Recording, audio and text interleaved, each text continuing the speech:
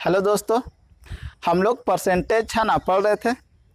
Percentage का हम लोग कंसेप्ट देख चुके हैं और उसमें कुछ क्वेश्चन देख चुके हैं। आज उसी क्वेश्चन को हम लोग क्या करेंगे है ना, आगे पढ़ेंगे। तो चलिए हम लोग क्वेश्चन नंबर 9 को देखते हैं। क्वेश्चन नंबर 9 क्या बोल रहा है?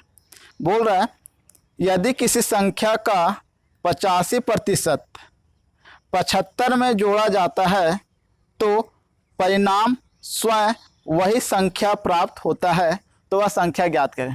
ठीक है दोस्तों, बोल रहा है कि किसी संख्या का अगर हम लोग 85% निकालेंगे और उसमें अगर हम लोग 75 को जोड़ेंगे तो जो संख्या प्राप्त होगा हमारा वही संख्या मिलेगा। ठीक है दोस्तों, तो देखिए 85% का जो फ्रैक्शन होगा हमारा होगा 17/20। कितना होगा? 17/20। अब बताइए आप कि अगर संख्या मान लेते हम लोग 20 है, 20 का अगर हम लोग 85% निकालेंगे तो कितना निकलेगा? 17। अब इसमें हम लोग कितना ऐड करेंगे ताकि वही संख्या हमको मिलेगा? तो 17 में हम लोग 3 ऐड करेंगे। 17 में अगर हम लोग 3 को ऐड करेंगे तो हमें वही संख्या क्या होगा? प्राप्त होगा। और जबकि बोला है कितना जोड़ने के लिए? तो 75 जोड़ने के लिए, है ना। तो 3 यूनिट बराबर हमारा होगा 75, तो 1 यूनिट बराबर होगा 25। 1 यूनिट बराबर कितना होगा? 25। तो वह संख्या, तो 20 यूनिट बराबर कितना होगा? तो 20 यूनिट बराबर होगा 25 गुना 20, है ना। हमारा आंसर होगा 500। 25 दूना 50, मतलब हमारा आंसर कितना होगा? 500। चलिए अब हम लोग नेक्स्ट क्वेश्चन पे चलते हैं।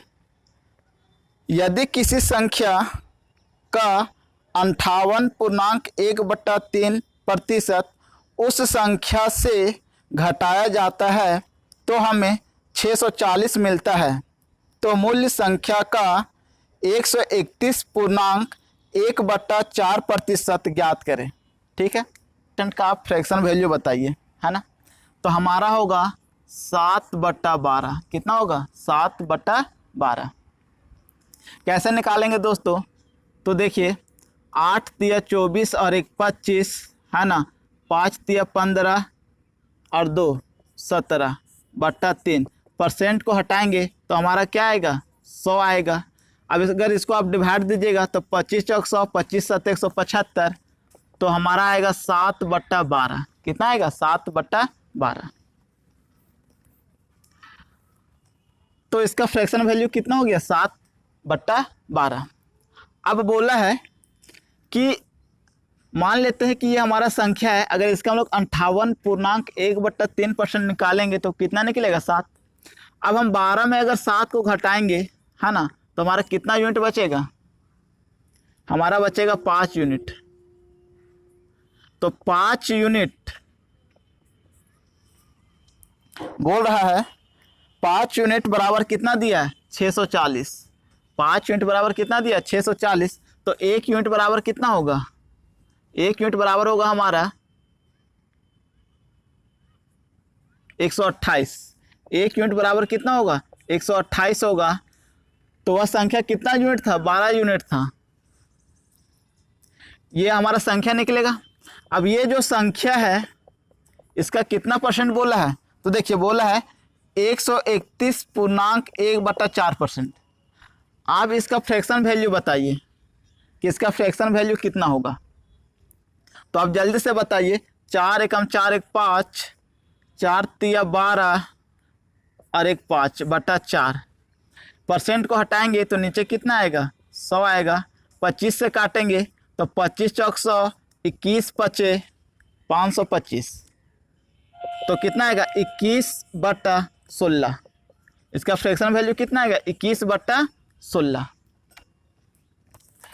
अब आप इसको डिवाइड दीजिए। 4 चक 16, 4 तिया 12, 4 तिया 12, 4 दूना 8। अब गुना कीजिए तो देखिए 3 दूना 6 और 6 कम 6, जिसका भी यूनिट डिजिट 6 होगा वही हमारा क्या होगा? आंसर होगा। तो ये हमारा ऑप्शन सेकेंड में है। सेकेंड में हमारा ऑप्शन है, अगर आप मल्टीप्लाई कीजिएगा तो हमारा ऑप्शन आएगा 20 16, है ना। तो हमारा यही क्या होगा, आंसर होगा। चलिए हम लोग 11 नंबर क्वेश्चन देखते हैं। यदि किसी संख्या के 427.27% को स्वयं के 1/3 साथ जोड़ा जाता है और यह 12,920 हो जाता है, तो मूल संख्या का 20% ज्ञात करें। तो देखिए सबसे पहले आप इसका फ्रैक्शन वैल्यू बताइए। तो इसका फ्रैक्शन वैल्यू देखिए हम लोग कैसे निकालेंगे। क्या इसे हम 400% प्लस 27.27% लिख सकते हैं। अब 400% का जो फ्रैक्शन वैल्यू होगा वो हमारा 4 होगा, और इसका जो फ्रैक्शन वैल्यू होगा हमारा 3 क्या होगा, 11 होगा। क्यों? क्योंकि 1/11 का होता है हमारा 9.1/11%। तो 3/11 का होगा हमारा 27.3/11%। आप इसको डिवाइड दीजिएगा तो 27.27 आएगा। तो हमारा फ्रैक्शन वैल्यू कितना आएगा, 11 चक 44 और 3 47/11। तो हमारा 427.27% का जो फ्रैक्शन वैल्यू आएगा हमारा आएगा 47/11। अब बोला है कि उसी संख्या का 1/3। तो देखिए दोस्तों, हम लोग 11 और 3 का क्या मानेंगे, एलसीएम मानेंगे। हम लोग 11 और 3 का क्या मानेंगे, एलसीएम। मान लेते हैं कि 33 यूनिट वह संख्या है। वह संख्या कितना यूनिट है, 33 यूनिट। तो 33 यूनिट का 1/3 अगर हम लोग निकालेंगे तो कितना आएगा, 11 यूनिट। और 33 यूनिट का अगर आप निकालिएगा 427.27%, मतलब फ्रैक्शन वैल्यू अगर हम लोग लिखेंगे तो 47/11। तो कितना आएगा, देखिए 33 इतना निकालेंगे तो ये कटेगा, मल्टीप्लाई कीजिएगा तो 7 21, हाथ में 2, 4 12 और 2 14, इतना यूनिट आएगा। अब बताइए हमारा कितना यूनिट हो गया। तो 11 यूनिट यहाँ पे और यहाँ पे 141 यूनिट, तो हमारा कितना हो जाएगा, 152 यूनिट। और 152 यूनिट बराबर देखिए दिया है 12,920। कितना दिया है, 12,920। तो 1 यूनिट बराबर कितना होगा, 1 यूनिट बराबर हमारा होगा 12,920/152। और हम लोग कितना यूनिट माने हैं, 33 यूनिट। तो 1 यूनिट का वैल्यू इतना, तो 33 यूनिट का वैल्यू इतना। ये हमारा संख्या निकल गया। अब जो संख्या है उसका 20% पूछा है, तो 20% का फ्रैक्शन कितना होगा दोस्तों, 20% का फ्रैक्शन होगा हमारा 1/5। अब आप इस इक्वेशन को, है ना, इस इक्वेशन को 2 तरीक़े से सॉल्व कर सकते हैं। चाहे तो आप इसको डिजिटल सम से भी सॉल्व कर सकते हैं, या फिर आप इसको कैलकुलेशन करके भी क्या कर सकते हैं, सॉल्व कर सकते हैं। तो देखिए हम लोग कैलकुलेशन करके सॉल्व करते हैं। आप इसे 5 से भागा दीजिएगा तो 5 दूना 10, 5 पचे 25, 5 अट्ठे 40, 5 चौक 20। आप इसे भागा दीजिए तो देखिए कितना बार में कटेगा। तो अगर 152 को अगर हम लोग 10 से मल्टीप्लाई करेंगे तो हमारा कितना आएगा, 1520 ही आना है। अब ये 1520 से ज़्यादा वैल्यू है, तो देखेंगे कि इसका 2 में कितना सब लोग मल्टीप्लाई करेंगे ताकि लास्ट का डिजिट कितना आना चाहिए, 4 आना चाहिए। तो देखिए 7 दूना 14 होगा, इसका मतलब ये कितना बार में डिवाइड होगा, 17 बार में। अब आप 17 को 33 से मल्टीप्लाई कीजिए तो आपका जो आंसर आएगा वो आएगा हमारा 561। हमारा आंसर कितना आएगा, 561। अब आप इसी चीज को डिजिटल सम से भी बना सकते थे। देखिए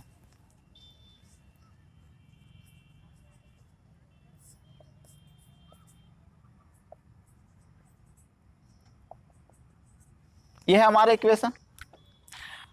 अब देखिए अगर हमें डिजिटल सम लगाना होता तो नीचे 5 है, हटाने के लिए हमको क्या करना पड़ेगा, ऊपर नीचे 2 से मल्टीप्लाई करना पड़ेगा, तो ये हट जाएगा नीचे। अब देखिए 5 2 7 1 8, अगर 8 है तो हमको ऊपर नीचे कितने से मल्टीप्लाई करना होगा, 8 से करना होगा, ये हट जाएगा।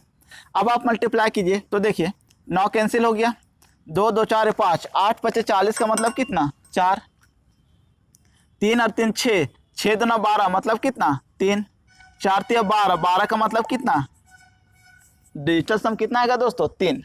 अब आप ऑप्शन जो है उसको चेक कीजिए, तो ऑप्शन में देखिए दिया हुआ होगा आपका 561, तो देखिए 6 5 11 और 1 12, 12 का मतलब कितना, डिजिटल सम कितना आएगा 3 आएगा, तो हमारा आंसर कौन होगा 500। अब इस क्वेश्चन को ना एक और तरीका है, आप अगर ऑप्शन से चलना चाहते हैं तरीका क्या सो समझिए। हम लोग देख रहे हैं कि जो नंबर माने हैं वो हमारा कितना है 33 यूनिट, इसका मतलब ये हुआ कि जो हमारा आंसर आएगा उसमें 33 का क्या होगा हमारा मल्टीप्लाई होगा, 33 का क्या होगा हमारा मल्टीप्लाई होगा। अब आप बताइए कि जो नंबर 33 का मल्टीप्लाई होगा वो नंबर 11 का भी मल्टीप्लाई होगा। अब हम ऑप्शन से चेक करेंगे कि कौन सा ऑप्शन 11 का क्या है डिविजिबल है, 11 से कट रहा है। तो देखिए एकमात्र ऑप्शन आपका है 561 जो कि 11 से कट रहा है। हम लोग इतना ना करते हुए है ना, हम लोग क्या कर सकते हैं, सिर्फ और सिर्फ 11 का डिविजिबिलिटी रूल लगाएंगे और हम लोग आंसर को निकाल लेंगे। x y के व्युत्क्रमानुपाती क्रमानुपाती है, यदि x को 37.5% बढ़ाया जाता है तो y के मान में प्रतिशत परिवर्तन है ना। आपको ऑप्शन दिया हुआ है, 4 ऑप्शन दिया हुआ है, ठीक है। चलिए देखिए समझ लीजिए बात को, x इनडायरेक्टली प्रोपोर्शनल है y का, तो हम लोग इसको ऐसा लिख सकते हैं। अब आप बताइए कि x का वैल्यू हमें 8 निकालना है, तो हम लोग ऐसा लिखे, ऐसा लिख सकते हैं, इनडायरेक्टली प्रोपोर्शनल है। अब अगर आपको x का वैल्यू अगर 8 निकालना है तो y का वैल्यू कितना रखना होगा, 11 रखना होगा। अब समझिए अगर x का वैल्यू 11 निकालना है तो y का वैल्यू कितना रखना होगा, 8 रखना होगा, है ना। हम लोग यहाँ से क्या देख रहे हैं, देखेंगे ये चीज़ कि x का अगर वैल्यू हम लोग बढ़ा रहे हैं, जितना बढ़ा रहे हैं उतना ही y का वैल्यू क्या हो रहा है, कम हो रहा है। हम लोग जितना x का वैल्यू क्या करें बढ़ा रहे हैं, इनडायरेक्टली प्रोपोर्शनल में क्या होता है उतना ही वैल्यू y का क्या होगा, कम होगा। तो इसी पे बेस्ड हमारा क्वेश्चन है। तो देखिए क्वेश्चन बोला था कि x को 37.5% क्या कर देते हैं दोस्तों, बढ़ा देते हैं। तो इसका फ्रैक्शन वैल्यू बताइए, तो 3 बटा क्या होगा 8 होगा। मतलब कि अगर x का वैल्यू 8 होगा तो अब x का वैल्यू बढ़ करके कितना हो गया, 11 हो गया। तो समझिए कि y का वैल्यू में कितना कमी होगा, तो y का वैल्यू अगर पहले 11 होगा तो y का वैल्यू घट करके कितना हो जाएगा, 8 हो जाएगा। तो कितना घटा है, तो हमारा 3 घटा है। कितना पर घटा है, तो 11 पर घटा है। अब इसी को परसेंट में लाने के लिए हम लोग क्या करेंगे, 100 से मल्टीप्लाई करेंगे, तो हमारा किस में चेंज होगा, परसेंट में। आप इसको भागा दीजिएगा तो 27.27 आएगा हमारा, यही हमारा क्या होगा आंसर।